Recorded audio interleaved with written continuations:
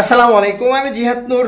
যেতে হবে বহুদূর যদি থাকে আপনাদের দোয়া। লিটন কুমার দাস, লিটন দাস কি দ্বিতীয় টি-20-তে রান করতে পারবে? মানে লিটন দাসের এমন একটা কন্ডিশন, বাবা লিটু আর কত জ্বালাবি বাবা, আর কত জ্বালাবি। আমরা কি জীবনে কি ভুল করেছি বল? আমরা কি ইন্টারনেট কিনে আমরা তোর খেলাটা দেখে খেলার দর্শক হয়ে আমরা কি ভুল করেছি বাবা? আর কত দাগ মারবি। এনামূলক বিজয় যে সেঞ্চুরি মারছে, অনেকে বলতেছে যে যদি লিটনের রিপ্লেসমেন্ট হিসেবে এনামুল হকের বিজয়রে দেওয়া যায়, বিজয়রে নিয়ে আসবেন, বিজয় সেম কাজটাই করে ভাই, তাহলে পারফরমেন্স কিন্তু সেম সেই জিরো।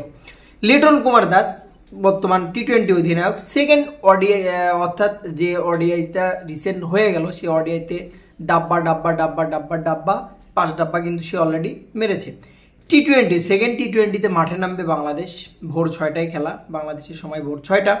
তো আজকে একটা আশা করছে এবং লিটন দাস থেকে শুরু করে সোশ্যাল মিডিয়াতে শুরু করে বিসিবি যে লিটন দাস এই ম্যাচটাতে রানে ফিরবে, এরকম একটা গুজব। এখন বিষয় হচ্ছে কি যে লিটন দাসের সমস্যাটা আসলে কোথায়, এটা একটা ধরা মুশকিল।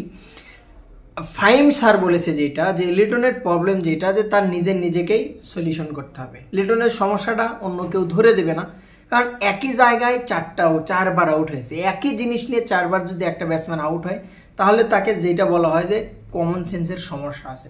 কোনো ব্যাটসম্যান একটা বল যখন আসে, আমরা সাধারণ জ্ঞানে যতটুকু বুঝি, একটা বলার যখন বল করে একটা ব্যাটসম্যানকে, তাকে ন্যানো সেকেন্ডের ভিতর ডিসিশন নিতে হয়, এই বলটা আমি কি করব, বা বলের আচরণটা কেমন, বা বলটা বাজে বল নাকি গুড লেন্থে বল নাকি আউটসাইড বা ইন সুইং, আমাকে সাথে সাথে সেটা ডিসিশন নিতে হবে। তবে আপনি একজন পরীক্ষিত ব্যাটসম্যান। আপনি যদি বলের লাইন লেন্থ বুঝতে না পারেন, তাহলে আপনি পরীক্ষিত ব্যাটসম্যান না, আপনার জন্য ক্রিকেট খেলা না। তো একই আউট যদি লিটন দাস 4বার হয়, একই জিনিস ওয়ানডেতে আপনি আউটগুলো যদি ফলো করে থাকেন, একই আউট লিটন দাস 4বার হয়েছে, টি-20তে সেটা অব্যাহত আছে। এখন রিসেন্ট কালকে ভোরে যে মাঠে নামবে বাংলাদেশ, সে টি-20তে লিটন দাস রানে ফিরবে কিনা একটা বড় কোশ্চেন। অনেকে বলছে যে বিসিবি থেকে যে তাকে ওপেনিংয়ে আবার ট্রাই করানো হোক, বা অন ডাউনে তাকে ট্রাই করানো হোক, হয়তো বা তাকে 7 নম্বরে ট্রাই করানো হোক।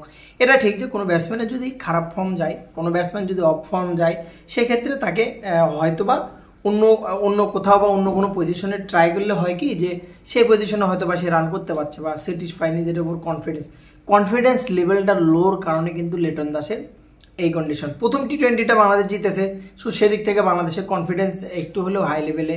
শেখ মেহেদী সুন্দর পারফরমেন্স করেছে, অপরদিকে শামীম হোসেন পাটোয়ারি এতদিন পর দলে আসে ভালো পারফরমেন্স করেছে। তো কালকে যে হতে যাওয়া সেকেন্ড টি-20টা অবশ্যই কিন্তু ওয়েস্ট ইন্ডিজ ঘুরে দাঁড়ানোর চেষ্টা করবে, এবং সেম টি-20 স্কট নিয়ে কিন্তু মাঠে নামবে বাংলাদেশ। সবচেয়ে বড় বিষয় যেটা আমি মনে করি যে লিটন দাসের রানে ফেরাটা খুবই জরুরি। তার ভেতরে ট্যালেন্ট আছে, সে ভালো ইনিংস খেলতে পারে, সে বড় বড় ছক্কা মারতে পারে, তার পাওয়ার হিটিং আছে, আমরা সব কিছুই জানি। বাট তার যে মনস্তান্ত্রিক মেন্টালিটির যে সমস্যাটা, এই জিনিসটার থেকে সে বের হতে পারছে না।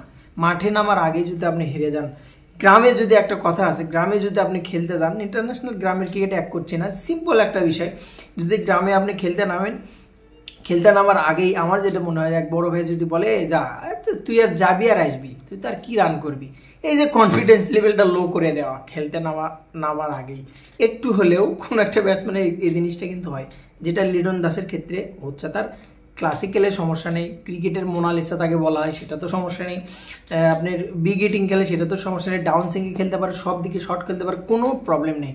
প্রবলেম হলে তার মেন্টালিটিটা যদি লিটন দাসের সেট আপ দিতে পারে, ঠিকঠাকভাবে করতে পারে, অবশ্যই সেকেন্ড টি-20তে রানে ফিরবে। তো লিটন দাস কামব্যাক করুক, বাংলাদেশ ক্রিকেটেরও ভালো হবে, তার জন্য ভালো, কারণ অলরেডি কিন্তু দিবু সাহেব ডিক্লার দিয়ে দিয়েছে যে লিটন দাসকে সরানো হবে। নেক্সট এই সিরিজটার পরে হয়তো বা লিটনকে বাদ দেওয়া যেতে পারে দল থেকে। মানে সেই কন্ডিশনে গেছে ভাই, টি-20 না, টেস্ট না, ওয়ানডে না, কোনো জায়গায় পারফরমেন্স করতে পারছে না। সো সেদিক থেকে তাকে কিন্তু দল থেকে বাদ দেবে। অ্যাভেলেবল ক্রিকেটার এখন এনসিএল যদি আপনি দেখেন, ও পাওয়ার হিটিং এর অভাব নাই, শুধু সিলেটের মাঠে খেলা বলে।